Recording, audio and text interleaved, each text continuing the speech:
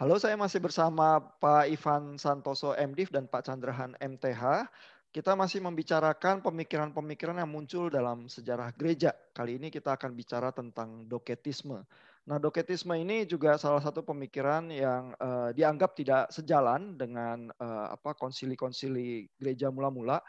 Tetapi pemikiran ini juga bisa punya satu itikat yang baik awalnya begitu ya, sehingga kita perlu juga pahami ya apa yang coba diusung oleh doketisme. Pak Ivan, sebenarnya apa pemahaman pemikiran ini? Ya, terima kasih Pak Ihan. Di video kita yang sebelumnya kita berbicara tentang Arianisme gitu. Jadi ketika berbicara tentang Arianisme, kita berbicara tentang Yesus yang bukan benar-benar Allah gitu. Yesus mungkin adalah semacam Allah, ciptaan yang terutama, yang utama, yang pertama, tetapi bukan benar-benar Allah. Docetisme ini bisa dibilang adalah lawan dari posisi itu, bahwa Yesus yang kita percaya, Yesus Kristus itu tidak benar-benar manusia begitu. Yesus Kristus ini sebenarnya adalah Allah yang nampak saja seperti manusia. Nah, docetisme ini berawal dari kata Yunani. Nah, kalau saya berbicara tentang bahasa Yunani ini, saya khawatir karena ada Pak Chandra dan Pak Ihan yang saya yakin bahasa Yunaninya jauh lebih baik dari saya gitu ya. Dari kata Yunani dokeo, yang artinya adalah to seem, nampak seperti gitu. Jadi docetisme ini sering dikatakan posisi yang memegang bahwa Yesus itu hanya nampak seperti manusia. Tetapi kesulitan untuk kita berbicara tentang docetisme berbeda dengan Arianisme adalah tidak ada satu kelompok yang dapat kita tunjuk sebagai inilah kelompok docetis gitu. Arianisme sebagai pengikut Arius, kita dapat mengatakan inilah kelompoknya. Meskipun ada kompleksitas lagi ya, tapi secara umum kita masih lebih jelas. Kita itu mengacu kepada kelompok yang mana ketika berbicara itu. Sedangkan docetisme ini mungkin adalah kelompok-kelompok yang bermacam-macam, yang bahkan mungkin pandangannya satu dengan lain juga ada banyak perbedaan di sana sini, yang sama-sama kita lihat memiliki karakteristik bahwa Yesus itu tidak benar-benar manusia. Jadi kelompok-kelompok yang kita anggap tidak memegang posisi itu biasanya dikategorikan sebagai kelompok docetis gitu. Oke. Nah, saya pelan-pelan ke Pak Chandra nih. Tampaknya kan orang Kristen tuh kalau bilang soal Yesus siapa ya, Yesus Tuhan ya. Jadi tampaknya doketisme cenderung lebih tidak bermasalah dibanding misalnya Arianisme ya. Tapi apa implikasinya kalau kita pemahamannya mengambil pemahaman doketis, Pak Chandra? Iya, baik ya. Jadi ini Pak Ivan sudah jelaskan dengan baik docetis. Memang docetis itu sangat unik ya, beda dengan Arianisme karena Arianisme itu kita jelas dari Arius nanti melebar pengajaran. Docetis itu tidak ada siapa orangnya, tidak ada. Jadi betul itu adalah kelompok-kelompok yang nanti justru mengtuhankan Yesus itu begitu Tuhan sampai manusianya terpaksa ya dibuat seolah-olah hanya terlihat. Nah, ini kan bahayanya adalah kalau kita melihat seperti itu, maka sebetulnya kan Yesus tuh kayak pura-pura aja jadi manusia. Itu kan masalah ya. Sementara kalau konsep keselamatan kan jelas ya. Yang berdosa siapa? Manusia. Ya manusia yang harus bereskan urusannya. Nah, kita tahu perjanjian lama dengan binatang nggak mungkin selesai. Tetap menggantung ya. Jadi manusia yang berdosa, maka manusia yang harus selesaikan. Tetapi manusia sudah berdosa tidak mungkin menyelesaikannya, maka harus Allah yang menjadi manusia. Jadi kan Yesus harus fully man dan fully God ya, itu kan tidak terhindarkan. Nah, tetapi karena Yesus ini ada yang bahkan menganggap Yesus itu manusia yang berbeda dengan kita karena dia ada sisi Tuhannya, sehingga pada waktu kita lihat kemanusiaannya ada orang-orang yang justru ini kan ekstrim kiri sama kanan ya, kiri manusia, kanan Tuhan. Ini ada orang, ini kan sementara dua ini kan di dalam Alkitab memang misteri ya, tidak mungkin terpecahkan semua. Nah, ada orang-orang yang akhirnya menarik lebih kepada Yesus itu sebagai hanya Tuhan. Kalau sebagai Tuhan saja, maka saya tidak yakin bahwa kita manusia itu memang sudah diselamatkan. Karena kalau dia memang kelihatannya seperti manusia, sebetulnya bukan manusia, lalu apa dong itu? Apakah ilusi? Ya, kayak kita sekarang itu apakah ilusi? Apakah itu bayangan saja? Kalau dia bukan betul-betul manusia, bagaimana mungkin dia bisa menanggung dosa manusia juga? Tidak mungkin kan dia sebagai manusia itu bisa menyelesaikan. Kalau dia bukan manusia, tidak mungkin dia bisa menyelesaikan urusan manusia. Harus manusia yang menyelesaikan, karena manusia berdosa. Pakai binatang nggak mungkin. Pakai Allah lebih nggak mungkin lagi. Itu namanya Allah menyelesaikan buat kita. Nah itu sebabnya kalau kita lihat Yesus itu memang hanya Tuhan, Tuhannya saja yang ditampilkan, sementara manusia itu bukan hanya bayang-bayang, tapi bahkan tidak ada yang hanya terlihat secara mata aja sebetulnya bukan. Itu kan menjadi persoalan besar dalam hal keselamatan dan bahkan dalam hal hakikat kekristenan. Jadi kekristenan itu bahwa kalau manusia, kalau Yesus tidak dibangkitkan, kalau dia Allah, untuk apa dia dibangkitkan? Nah, itu kan tidak ada kebangkitan, menjadi tidak ada. Semua hakikat iman Kristen menjadi tidak ada, lalu kekristenan apa tinggalnya? Tidak ada lagi kekristenan. Jadi kita orang-orang paling bodoh lah di dalam kekristenan kalau kita percaya bahwa Yesus hanya Tuhan saja dan bukan manusia. Manusia itu hanya kelihatannya saja, sebetulnya bukan. Itu problemnya situ. Oke, jadi kembali menyentuh kepada keselamatan itu sendiri ya, karena pemahaman kekristenan adalah Allah menjadi manusia lalu menyelamatkan itu dari dalam kemanusiaan itu sendiri ya, yang ditebus begitu ya. Nah, saya ingin ke Pak Ivan nih pelan-pelan. Tapi kan memang seorang doketis ya, mungkin nggak akan bilang bahwa pemahamannya itu Allah itu pura-pura ya jadi manusia. Dia akan bilang mungkin karena doketisme juga ada kemiripan dengan gnostisism, bahwa yang material itu tuh jahat ya. Jadi pada dasarnya yang ilahi nggak bisa bercampur sama material yang jahat itu. Sehingga yang ada adalah natur keilahian itu di dalam diri Yesus. Sedangkan yang natur yang jahat itu, kemanusiaan itu hanya tampaknya saja begitu ya. Nah gimana Pak Ivan kalau pemahaman seperti itu, apakah ada implikasi-implikasi ya dari memeluk pemahaman yang seperti itu?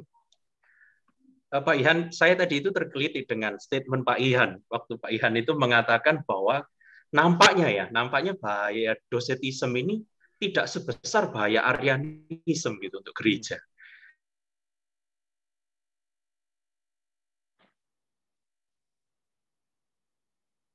Wah, Pak Ivan terserah Pak Ihan. Nih. Iya, gimana Pak? Saya frozen. Ya.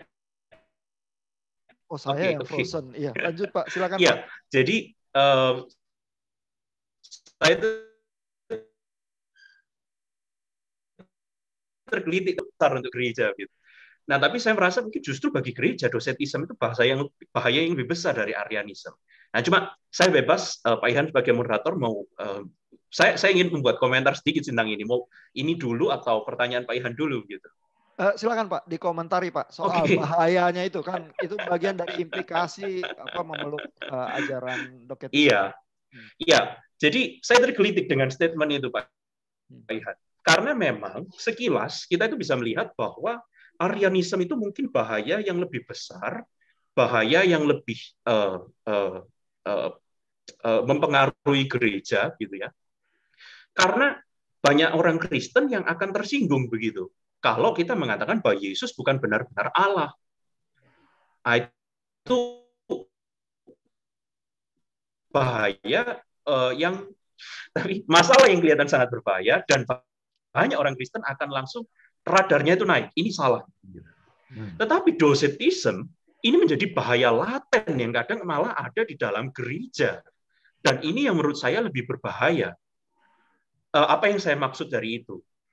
Karena ketika kita berbicara tentang doktrin inkarnasi, dan nantinya juga akan diklarifikasi oleh konsili-konsili yang berikutnya ya, bahwa Yesus itu benar-benar Allah, benar-benar manusia. Yesus itu bukan setengah Allah, setengah manusia, tapi Allah sejati, manusia sejati.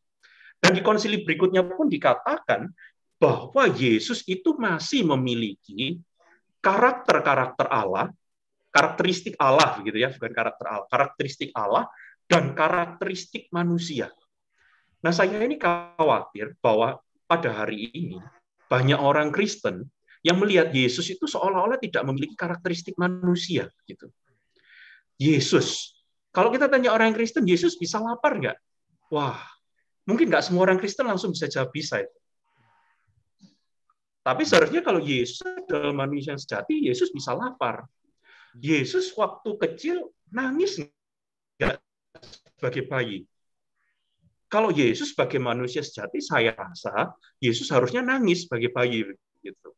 Bukan wonder baby begitu. Bahkan Yesus itu manusia dan manusia adalah sexual being. Yesus mengalami sexual urge nggak? Bagi saya kalau Yesus manusia sejati, jawabannya jelas. Bahkan ayat-ayat yang ada di Alkitab pun, itu kadang kita lewati begitu saja. Kapan hari itu saya belajar dari Pak Ihan, bahwa Pak Ihan itu melihat di dalam surat Ibrani, dikatakan Yesus itu belajar untuk taat, begitu kan. Selain Yesus belajar untuk taat, Injil Lukas juga menyebutkan Yesus itu bertumbuh di dalam hikmatnya. Kalau di dalam bahasa Inggris itu Jesus grew in wisdom and stature. Inilah karakteristik Yesus yang seharusnya sebagai manusia. Kita itu seolah-olah hari ini justru malah melihat Yesus ini di gereja, banyak orang yang tidak terlalu melihat kemanusiaan Yesus ini. Nah, ini bahaya laten yang menurut saya lebih berbahaya dari Arianisme. Karena kalau kita nanti excuse ya Yesus bisa, tapi kan saya manusia. Loh, apa Yesus bukan manusia gitu ya. Padahal pikiran-pikiran orang Kristen yang semacam itu kayak otomatis begitu ya. Benar. Dan satu moto yang sering sekali disebutkan di mana-mana, ini kan apa yang tidak diasumsi oleh Yesus, yang tidak dikenakan oleh Yesus, tidak bisa diselamatkan. Jadi kalau ada aspek kemanusiaan yang tidak diasumsi oleh Yesus, berarti aspek itu hopeless untuk diselamatkan. Misalnya Yesus itu enggak, seksualitas kemanusiaan akan selamanya messed up gitu, akan selamanya tidak mungkin terselamatkan begitu. Iya, jadi kembali pemahaman yang benar ya terhadap doketisme itu sebenarnya memberikan gambaran seutuhnya tentang keselamatan itu sendiri ya. Saya pelan-pelan ke Pak Chandra lagi nih. Jadi bagaimana ya Pak Chandra menghindari ajaran yang seperti doketisme yang tampaknya menyimpan bahaya laten ya di dalam kehidupan orang Kristen, Pak Chandra? Ya, ini kan kalau kita lihat ya, menjadikan Yesus Tuhan begitu Tuhan ya sampai hilang manusianya itu kan kelihatan kan sangat menjanjikan. Ya. Menjanjikan itu artinya, nah ini loh pahlawan tuh kayak gini, ini loh yang bisa menyelamatkan tuh mestinya kayak gini. Jadi seolah-olah Yesus tuh punya kehebatan begitu hebat, padahal itu sebetulnya jangan-jangan Tuhan seperti itu adalah manifestasi dari pikiran kita. Allah harusnya seperti ini. Ya, jadi kalau diminta saran, kalau saya boleh sarankan ya supaya kita jangan jatuh dalam doketisme, saya rasa kita perlu memahami bahwa selalu ada misteri antara Yesus yang Allah dengan Yesus yang manusia. Selalu sisi itu yang tidak mungkin kita itu membuat begitu jelas. Oh enggak lah kalau gitu Tuhan aja biar gampang. Enggak bisa. Ya, memang Alkitab itu memang menyediakan misteri yang besar untuk satu pribadi Yesus ini. Ya, satu pribadi dengan dua natur Allah dan manusia itu memang suatu itu bahkan malaikat jujur aja malaikat aja pengen tahu kenapa kok bisa manusia diselamatkan sama orang kayak gini ya. Itu kan rahasia besar sebetulnya. Dan sisi itu mestinya sebagai orang Kristen itu selalu sadar bahwa sisi itu tidak bisa dipahami dengan baik. Tidak bisa dipahami dalam baik itu dalam pengertian sempurna. Ya. Sehingga kita selalu harus membuka ruang bahwa ada bagian-bagian itu kita tidak boleh terlalu mentuhankan Yesus saja, mengabaikan manusia, lalu memanusiakan Yesus saja dan membuang Tuhannya. Karena saya pernah ditanya oleh satu teman saya, ini yang betul juga ya. Dia tanya begini, Pak Chandra, ini kan Yesus kan lahir dari Maria, perut Maria segala macam, dari kandungan Maria. Berarti dia manusia dong.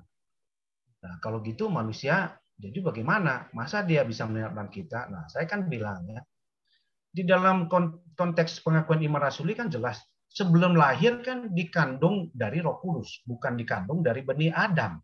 Kalau dikandung dari benih Adam itu masalah. Tapi karena dikandung Roh Kudus, maka Yesus itu menjadi pribadi yang unik. Bukan berarti bahwa dia hanya Tuhan saja atau manusia saja. Tapi dua pribadi itu yang memang unik, yang kita tidak tahu, tidak bisa ada pemisahan yang begitu clear. Sehingga kita bisa mengatakan Yesus Tuhan, itu kan hanya kelihatan. Jadi pada waktu kita mulai membuat Yesus itu fully God dan few human, itu problem. Seperti Pak Ivan tadi bilang, fully God tapi few human, itu problem. Fully human, few God itu juga problem. Fully man, fully God. Itu baru benar. Nah, bagaimana memahaminya memang selalu misteri. Tapi kita harus mulai selalu membuka diri untuk menguji diri kita sendiri. Apakah memang saya ini nggak punya kecenderungan kok jadi Tuhan Yesus, jadi Tuhan semua, manusianya nggak ada. Itu sih. Oke, iya. Jadi seperti yang udah dijelaskan Pak Ivan juga tadi, Pak Chandra udah tekankan juga, kalau kita mengabaikan aspek kemanusiaan Yesus, jangan-jangan iman kita nanti juga tidak embodied ya, kita tidak memahaminya di dalam kehidupan sebagai manusia itu seutuhnya begitu ya. Oke, terima kasih Pak Chandra dan Pak Ivan. Kita lanjutkan dengan pemikiran lainnya di dalam klip yang berikutnya.